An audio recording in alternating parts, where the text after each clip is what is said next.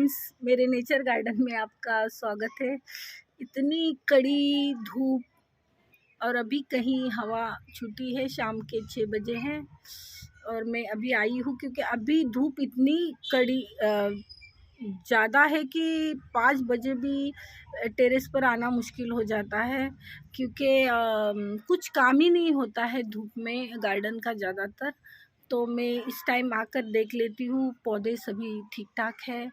तो ये एक स्पाइडर प्लांट है फ्रेंड्स, मुझे अभी दिख गया। तो ये आप देख सकते हो कि इतनी गर्मी में भी कितना फ्रेश लग रहा है ये पौधा। तो फिर थोड़ा सोचा कि चलो इस पर कुछ वीडियो ही बना लूँ, थोड़ी बहुत जानकारी दे दूँ क्योंकि फ्रेंड्स स्पाइडर प्लांट मुझे भी बाद में पता चला, क्योंकि मैं कहती हूँ ना कि गार्डनिंग एक ऐसा अनुभव है जो जब तक आप खुद नहीं करोगे आपको उस चीज़ का पता ही नहीं चलता है कि हर पौधे की अपनी अपनी एक विशेषताएं है, कुछ उनमें अलगपन है हर पौधे में। तो फ्रेंड्स उसी तरह है, स्पाइडर प्लांट बोले तो सभी को लगेगा कि एक ही तरह का स्पाइडर प्लांट। तो देखिए फ्रेंड्स, ये जो मैंने कोकोनट शेल में स्पाइडर प्लांट लगाया था और कुछ दिन पहले मैंने स्पाइडर प्लांट बेबी प्लांट से किस तरह ग्रो करते हैं उसका मैंने डिटेल वीडियो भी बनाया, उसकी लिंक भी मैं आपको मेरे डिस्क्रिप्शन में दे दूँगी।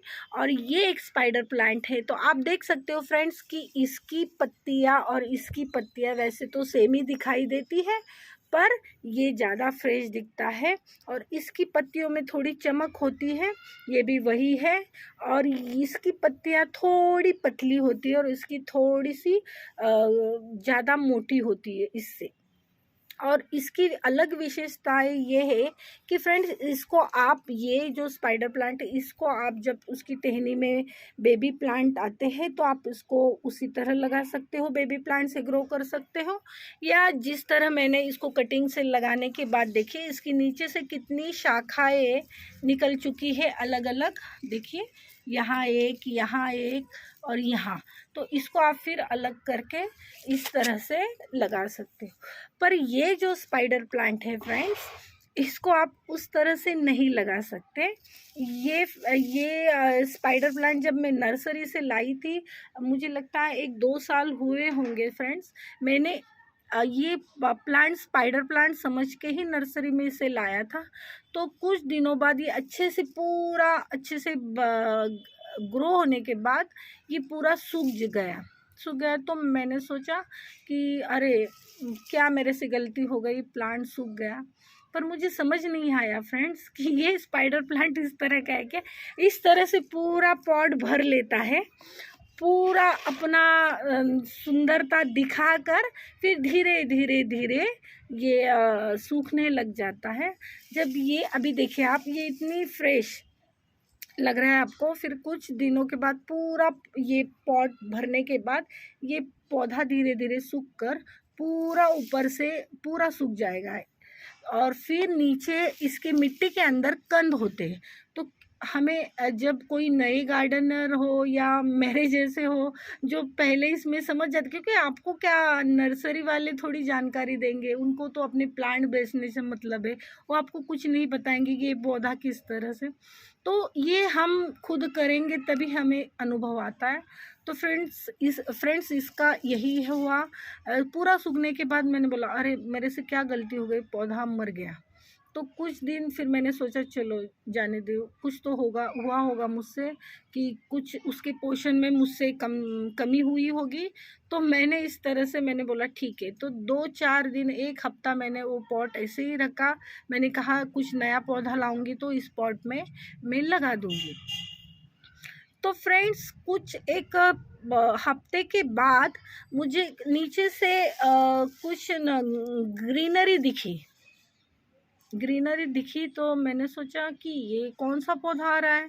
तो फिर देखा तो कुछ थोड़े से बढ़ने के बाद ये पौधा वही था, स्पाइडर प्लांट। तभी मुझे समझ में आया कि ये पौधा इस तरह से होता है, यानी ये स्पाइडर प्लांट अलग है, ये स्पाइडर प्लांट अपनी विशेषताओं से अलग है। तो आपके पास ऐसे कुछ होता होगा, क्योंकि ये स्पाइडर प्लांट पूरी तरह से ख़त्म नहीं होता है, पर ये पूरा ग्रो होने के बाद धीरे धीरे सूखने भी लग जाता है। फिर जब आपको लगे तो उसकी पूरी सूखी पत्तियां निकाल दीजिए और उसके कंद मिट्टी के अंदर होते थोड़ी गुड़ाई कीजिए, थोड़ी सी खाद, नीम खली ये सब दीजिए, थोड़ा सा पानी दीजिए। उसके बाद देखिए इस तरह से खूबसूरत नई ग्रोथ उसकी होती है। ये इसका मैंने हैंगिंग बास्केट भी बनाया है, इसके ही आधे कंद मैंने इसमें डाले हैं और ये भी मैंने वैसे ही ग्रो कर रही हूँ अभी। तो देखिए फ्रेंड्स, तो ये अलग अलग स्पाइडर प्लांट है। तो अगर आपके भी गार्डन में या कहीं आपको ऐसे मिले तो आप ज़रूर अपने गार्डन में उसे शामिल कीजिए।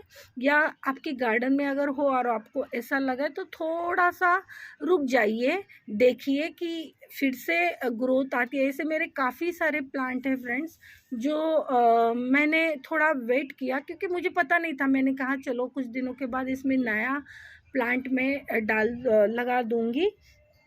पर कुछ पौधे जैसे मुझे लगता है ड्रेसिना भी उसमें से ही एक पौधा है जो ऊपर से सूखने के बाद अगर हम उसको कट करते हैं तो वो भी उसके रूट से नई शाखाएं डेवलप करता है। तो जैसे ये अपने कंद से करता है, तो काफ़ी खूबसूरत पौधा है फ्रेंड्स।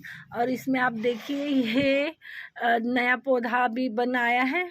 तो फ्रेंड्स आप ज़रूर लगाइए। और मेरी वीडियो आपको थोड़ी भी अच्छी लगे या आपको कुछ लगे कि सीखने को मिला या कुछ नया मालूम पड़ा तो प्लीज़ लाइक शेयर सब्सक्राइब ज़रूर कीजिए फ्रेंड्स। Happy gardening.